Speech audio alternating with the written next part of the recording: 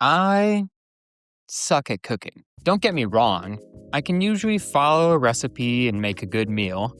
I also have a few recipes I've mastered and can make off the top of my head, but that's about as far as my skills go. There's a whole world of cooking knowledge that I don't have, and facing that fact makes me feel like an idiot. I'm missing skills like seasoning.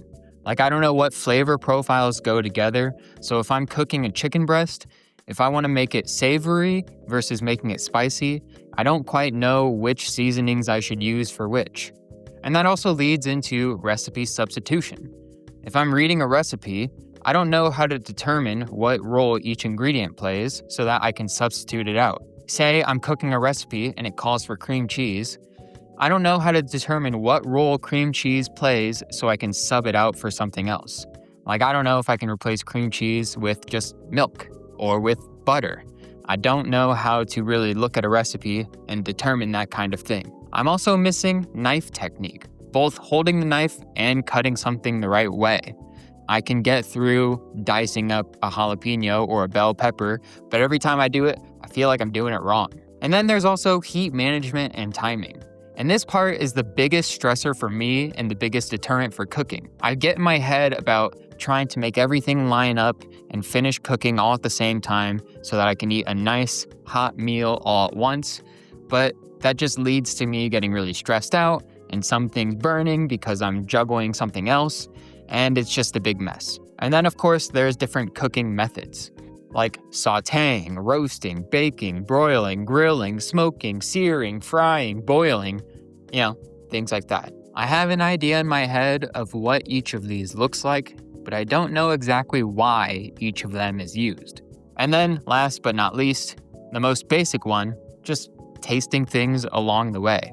It's something that I don't do because I've never done it, I wasn't taught to do it, but it's always one of the biggest tips that I hear people say when trying to teach someone how to cook. In my mind, these are the fundamentals to cooking. I don't think it's necessary to physically learn everything on this list.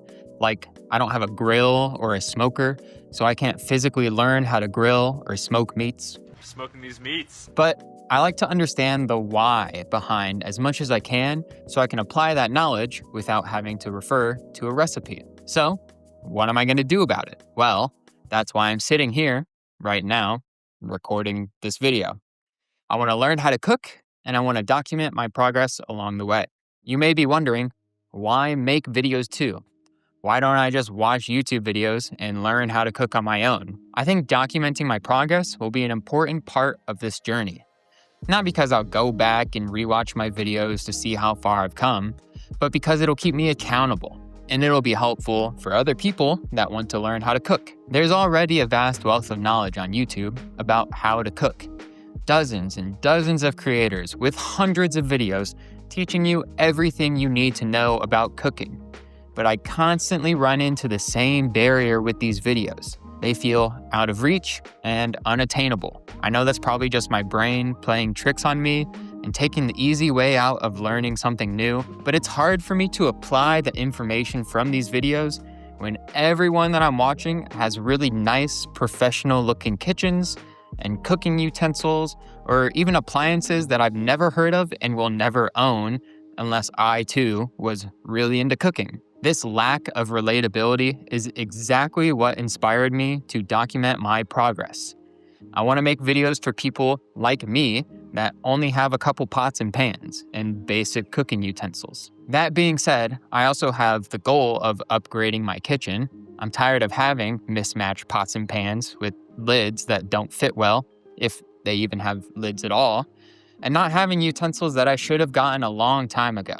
Like, I don't even own a whisk. I only have 3 knives that are loosely stored in my silverware drawer. Heck, I just got matching silverware 2 months ago when I moved into this apartment. Also, I live in an apartment, and it's not a nice one, which means I use a small, crappy apartment kitchen. I don't have a giant island where I can lay out everything I need for a meal, or enough counter space to even keep a microwave out. I had to buy a baker's rack for storage when I moved in, and I still struggle to keep things organized. But I can't blame all these cooking YouTubers for having a nice kitchen. In fact, It's almost necessary for making cooking videos with the quality that they do. The average kitchen has the oven pushed up against the wall with no natural light hitting it, so when you record, you have to set up a bunch of lights, which makes the space cramped and really hard to work in. It's a big mess that's instantly alleviated with a big island and a portable burner.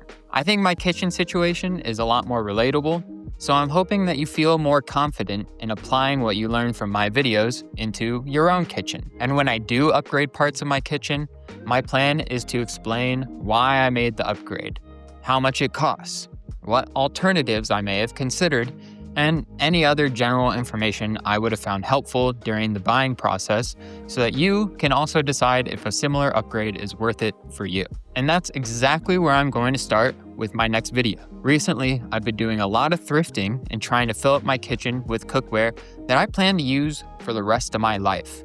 And the best part is, most of it is very inexpensive. If that interests you, look out for my next video where I talk all about it. I'll see you next time.